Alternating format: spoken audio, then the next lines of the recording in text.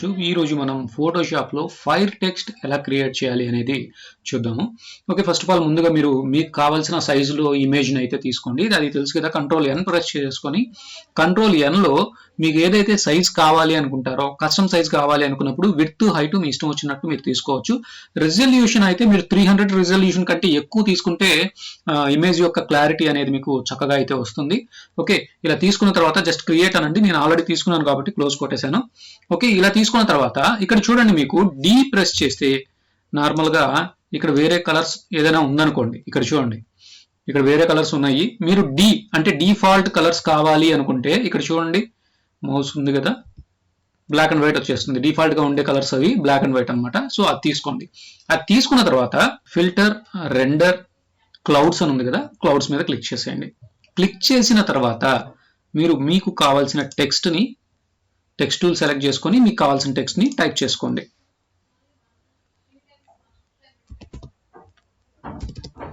Okay, నేను fire effect కాబట్టి fire అని పేరు పెట్టినాను. దాన్ని అయితే మూవ్ టూల్ తో, అంటే చూడండి ఇక్కడ రాగానే ఇక్కడ ఉంటే మాత్రం మీకు టెక్స్ట్ కనపడుతుంది, అంటే టెక్స్ట్ టూల్ ఉన్నట్టు ఉంటుంది. కొంచెం పక్కకి రాగానే మూవ్ టూల్ వచ్చేస్తుంది. దాన్ని అడ్జస్ట్ చేసుకోండి, మీకు ఎక్కడ కావాలో అక్కడికి అడ్జస్ట్ అయితే చేసుకోండి. చేసుకున్న తర్వాత ఓకే,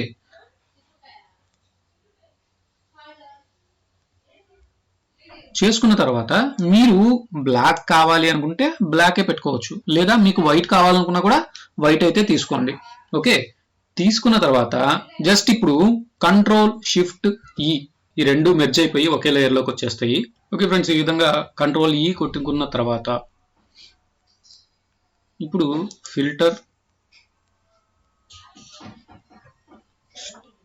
స్టైలైజ్ విండ్ చూడండి, ఇందులో వచ్చేసి మెథడ్ విండ్ అని పెట్టండి. తర్వాత డైరెక్షన్ మీకు రైట్ కావాలనుకుంటే రైట్ పెట్టండి, లేదా లెఫ్ట్ కావాలనుకుంటే లెఫ్ట్ పెట్టేసేయండి. From the left okay. Okay, left నుంచి రైట్ కి విండ్ అయితే వచ్చింది. ఓకే, నెక్స్ట్ వచ్చేసి ఇప్పుడు ఇమేజ్ లోకి వెళ్ళి ఇక్కడ మీకు ఇమేజ్ రొటేషన్ అని కనబడుతుంది. అందులో 90 డిగ్రీస్ క్లాక్ వైజ్ అని ఇలా వస్తుంది. ఇప్పుడు కంట్రోల్ ఆల్ట్ ఎఫ్ ప్రెస్ చేయండి. ఇప్పుడు చూడండి ఇటు నుంచి వచ్చింది. Okay, same image rotate 90 CW, మళ్ళీ కంట్రోల్ ఆల్ట్ ఎఫ్. ఓకే, మళ్ళీ ఇలా వస్తుంది. నెక్స్ట్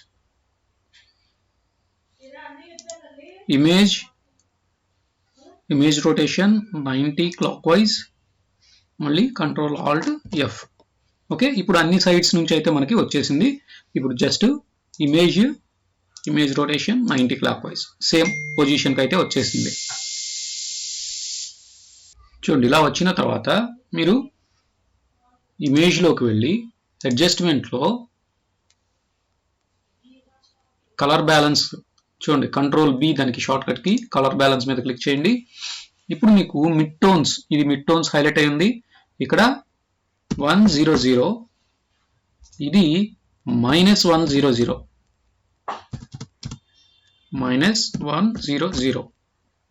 తర్వాత షాడోస్ సెలెక్ట్ చేసుకొని 100, ఇది -100.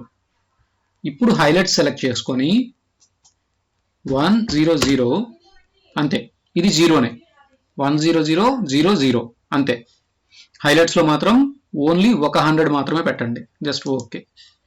అది నెక్స్ట్ -100 పెడితే ఏమవుతుంది అంటే ఇంకా బరస్ట్ అయిపోతుంది అనమాట.